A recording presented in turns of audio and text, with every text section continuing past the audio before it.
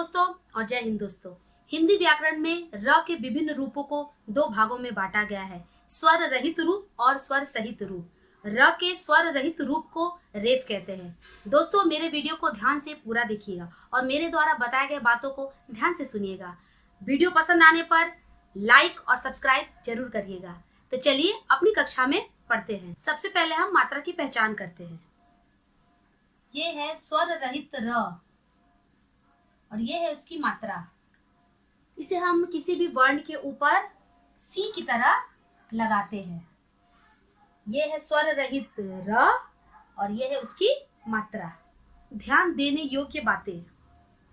र जब आधे व्यंजन मतलब स्वर रहित रूप में होता है तब रेफ रूप में प्रयोग किया जाता है।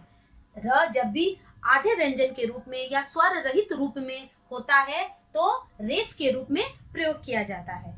इस रूप में र स्वर रहित होता है मतलब अस्वर के बिना होता है, लेकिन र के सामान्य रूप में अस्वर जुड़ा होता है। लेकिन जब भी हम र का सामान्य रूप प्रयोग करते हैं तो उसमें अस्वर जुड़ा होता है। मात्रा सीख लेने के बाद चलिए अब हम इसका उच्चारण या इसको किस तरह से उच्चारित करते हैं सीखते हैं।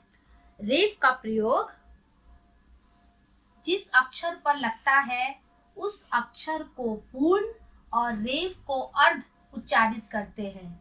रेफ का प्रयोग जिस किसी भी अक्षर पर लगता है उस अक्षर को हम पूर्ण यानी कि पूरा और रेफ को अर्ध उच्चारित करते हैं। रेफ को हमेशा आधा उच्चारित करते हैं। रेफ को पहले और जिस अक्षर पर रेफ लगता है उसको बाद में उच्चारित करते हैं।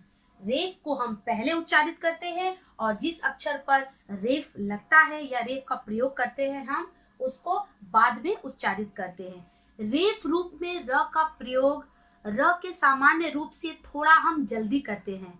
यह हमेशा अपने उच्चारण के अगले वर्ण पर लगाया जाता है। यदि किसी वर्ण में मात्रा पहले से लगी हुई है तो रेफ मात्रा के बाद में लगेगा। कभी ऐसा होता है कि किसी भी वर्ण में मात्रा पहले से लगी हुई होती है तो उसमें हम क्या करेंगे, रेफ का प्रयोग मात्रा के बाद में करते हैं। तो चलिए इसके कुछ उदाहरण देखते हैं। जैसे गरम, ग आधा र म क्या बन गया, गर्म।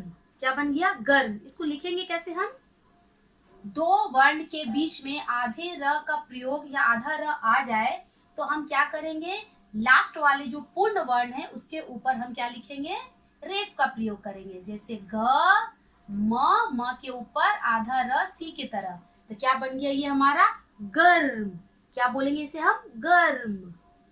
उसी प्रकार दो वर्ण के बीच में आधा र, क आधा र म किस तरह से बनेगा, कर्म। म के ऊपर सी की तरह। ये हो गया हमारा रेफ का प्रयोग। उसी प्रकार स आधा र प क्या बन गया, सर्प। यदि किसी वर्ण में मात्रा पहले से लगी है तो रेफ मात्रा के बाद में लगेगा। जैसे मान लीजिए गरमी, मी बड़ी की मात्रा तो हम कहाँ लगाएंगे रेफ का प्रयोग, गर्मी। यहाँ लगाएंगे सी की तरह, मात्रा के बाद में रेफ का प्रयोग करेंगे। उसी प्रकार कार्य, का में आ की मात्रा आधा र और य, दो वर्ण के बीच में आधा र तो क्या बन गया, कार्य। क में आ की मात्रा य और य के ऊपर रेफ वाला र। तो चलिए इन शब्दों को एक बार पढ़ते हैं।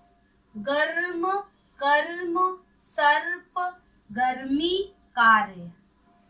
ध्यान देने योग्य बातें कुछ और भी हैं। अगर आधे र के उच्चारण के बाद का व्यंजन भी आधा हो, अगर आधे र के उच्चारण के बाद का जो व्यंजन आएगा वो भी आधा हो तो आधा र रेफ के रूप में अर्ध व्यंजन मतलब आधे व्यंजन के ऊपर न लगकर उसके बाद आने वाले पूर्ण व्यंजन पर लगता है। उसके बाद आने वाले जो पूर्ण व्यंजन रहता है उसके ऊपर लगता है, न कि अर्ध व्यंजन के ऊपर लगता है। चलिए देखते हैं कैसे। जब किसी शब्द में आधे र के बाद का व्यंजन भी आधा हो तो हम रेफ की मात्रा कहाँ लगाएंगे, आधे व्यंजन के ऊपर या पूर्ण व्यंजन के ऊपर।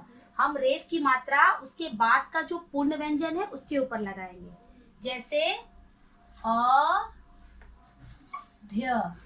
क्या बना मिलकर? अर्ध्य। और हम रेफ की मात्रा कहाँ लगाएं? ये जो हमारा य है पूर्ण व्यंजन, इसके ऊपर लगाएं, न कि हम आधा ध यानी कि र के बाद जो व्यंजन है उसके ऊपर न लगाकर हम बाद का जो पूर्ण व्यंजन है उसके ऊपर लगाते हैं। तो हमारा किस तरह का नया शब्द बना? अर्ध्य। क्या बना? अर्ध्य। मात्रा सीख लेने के बाद, सही और स्पष्ट उच्चारण सीख लेने के बाद और शब्द बनाना सीख लेने के बाद अब आप इसे घर पर अच्छी तरह से प्रैक्टिस करिएगा। तो मिलते हैं अपने आने वाले नेक्स्ट वीडियो में, तब तक के लिए बाय बाय।